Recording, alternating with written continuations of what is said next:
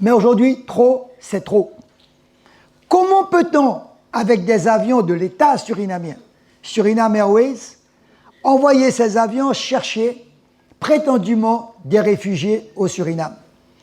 Comment peut-on les amener au Suriname et les lâcher à partir de l'aéroport? Pour ceux comme vous, comme moi, qui ont fréquenté l'aéroport à Paramaribo, je peux vous dire que les contrôles sont aussi drastiques qu'à Orly ou à Roissy. Comment peut-on les lâcher et qu'aujourd'hui, sur les 600, pratiquement 200 sont à Albina, aux portes de la frontière du Maroni et donc de Saint-Laurent? Et comment peut-on aujourd'hui, un État français qui va arguer des droits de l'homme, qui va arguer des prétendues chartes de l'Europe, recevoir ces personnes alors que nos frontières sont prétendument fermées et que nous sommes dans un semi-confinement? Et comment peut-on accepter de laisser ces personnes, moyennant un prétendu laissez-passer, franchir Irakubo où il y a moins de 2 semaines, on a connu les pires turpitudes avec quelques compatriotes qui voulaient se rendre à Saint-Laurent, et les laisser passer à Irakubo et venir à Cayenne? Aujourd'hui, j'ai interrogé monsieur le ministre, monsieur Lecornu. Nous avons échangé par WhatsApp, j'ai interrogé son cabinet, j'ai les réponses que je pourrais communiquer. Je ne suis pas de ceux à aller à Paris de dire que j'ai eu par visioconférence monsieur Lecornu, mais avec Georges Patient et Naïk, nous savons ce que nous avons fait auprès de monsieur Lecornu.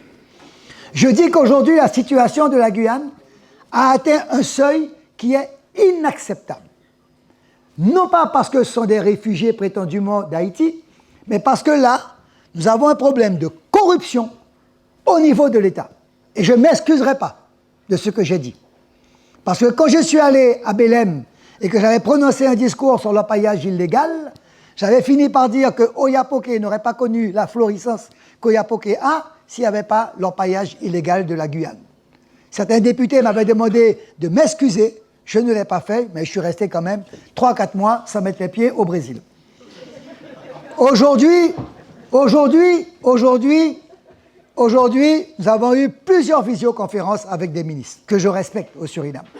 Mais on ne peut pas nous dire que 3 charters, peut-être même 4, atterrissent sans les conditions de vol, sans les conditions recommandées par tout aéroport international et se poser au Suriname et déposer 600 personnes. Pire, c'est qu'aujourd'hui, on m'interpelle ce matin en confidentialité pour me dire, attention, qu'à Albina, il y a pour l'instant 60 enfants sans domination, sans papa, sans maman. Je mets en garde l'État. Parce que ces enfants, nécessairement, Audrey-Marie en sait quelque chose, ces enfants seront déposés dans nos familles d'accueil, seront déposés à l'ASE, seront déposés sur les crédits de la collectivité. Dans quelles conditions? J'ai déjà assisté à des prises de position de magistrats quand on nous demande de prendre en compte tel enfant, de placer l'enfant dans des familles. Là, je dis, trop, c'est trop. Il faut que chacun assume ses responsabilités. Donc, collègues, nous nous connaissons. Nous sommes certainement à la dernière assemblée de cette mandature, 2015-2021. Je demande à ce que chaque groupe politique puisse s'exprimer, ce n'est pas un souci, désigne une personne aux côtés de M. Roland-Pierre Paradis. Nous devons rédiger un communiqué. Ce communiqué, nous allons l'adresser tout de suite à l'Élysée, au ministère des Affaires étrangères, au ministère de l'Outre-mer, à M. le préfet et à M. l'ambassadeur. Et nous nous chargeons de le faire parvenir nous-mêmes à la primature de la présidence de la République du Suriname, dont j'ai le plus grand respect, qui nous a accueillis à l'occasion de son investiture et avec qui nous avons échangé pour que la coopération soit encore plus normalisée. Je vous le demande, collègues, que dans le groupe de la majorité, une personne, j'aurais bien aimé que Boris puisse participer à cette commission.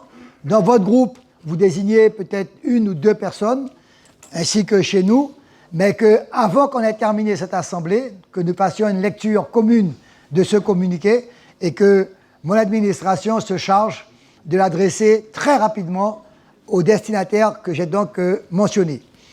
Pendant l'Assemblée, je vous ferai parvenir le courrier que nous avons signé, le député Lénaïque, le vice-président du Sénat, Georges Patient, à l'Élysée.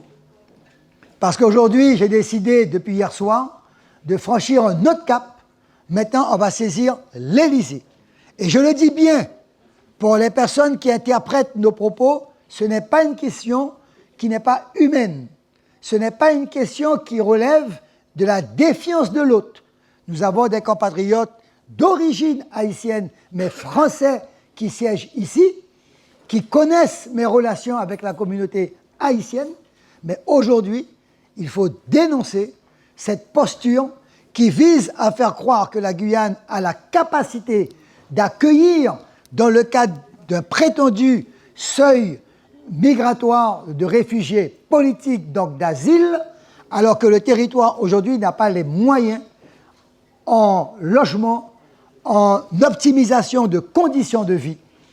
Parce que, je me résume, aujourd'hui, après avoir rencontré Monsieur le Préfet, après l'avoir longuement entendu, je crois pouvoir vous dire que lorsque vous êtes dans les rues de Cayenne, certainement pareil pour d'autres communes, quand vous croisez 3 personnes, il y en a 2 qui relèvent de la dépendance de la préfecture. Je n'ai pas terminé avec vous dans cette mandature, dont je remercie à tous, les 5 lycées, les 5 collèges, que déjà le rectorat frappe à la porte pour annoncer un nouveau lycée à Saint-Laurent, pour annoncer un nouveau collège à Saint-Laurent, pour annoncer un collège sur Matoury et autres. La cadence devient infernale. Et la cadence paupérise la Guyane. Parce que le PIB qui était à 62%, maintenant, il descend chaque jour. Et pratiquement, il est actuellement aux environs des 49%, selon les chiffres qu'on y met pour pouvoir lire le PIB. Donc je dis qu'aujourd'hui, cette collectivité majeure est en droit d'interroger le gouvernement et d'attendre une réponse maximalisée par rapport à la circonstance que nous connaissons. Pour avoir eu personnellement donc le ministre, M. Lecornu, pour avoir échangé après avec lui en WhatsApp, ce n'est pas une situation, on va dire, de politique aérienne. C'est une situation aujourd'hui où on met les Guyanais dos au mur, sur tous les prétextes, notamment sur la Charte des droits de l'homme, sur les chartes européennes, etc. La Guyane, et nous avons débattu hier avec les 2 parlementaires, en tout cas qui travaillent avec moi, qui m'entourent, le vice-président Georges Patient et Naïk Adam, nous avons demandé qu'ils puissent saisir, par une question institutionnelle, qu'ils puissent saisir le gouvernement sur un droit de moratoire sur la Guyane en tant que pays asile. Et cette question avait été débattue pour Mayotte, qui n'avait pas été acceptée, mais je pense qu'avec Mayotte aujourd'hui, on est capable à 2 peut-être d'être mieux entendus. En tout cas, pour notre part, la raison, elle est simple. Je le dis, on a un respect pour ce peuple de Dessalines, de Toussaint Louverture, pour ce peuple qui a lutté contre la colonisation française, qu'il a vaincu, d'ailleurs, à l'époque de Napoléon, que l'on célèbre aujourd'hui. Mais il faut qu'un message diplomatique de la France soit adressé au gouvernement d'Haïti. Il faut qu'aujourd'hui, le discours qu'avait prononcé M. Hollande à l'époque pour permettre le rattrapage de l'endettement, pour rattraper la misère du peuple haïtien, il faut que la France assume ses responsabilités. Parce que je rappelle que l'État français devait verser un accompagnement financier au peuple d'Haïti. Aujourd'hui, on n'aurait pas vu ce territoire sous la gouverne de la puissance américaine. Donc aujourd'hui, on nous met dos au mur en disant qu'on sera xénophobe, qu'on sera raciste, etc. Non, nous disons uniquement que ce petit territoire ne peut plus accueillir autant de population.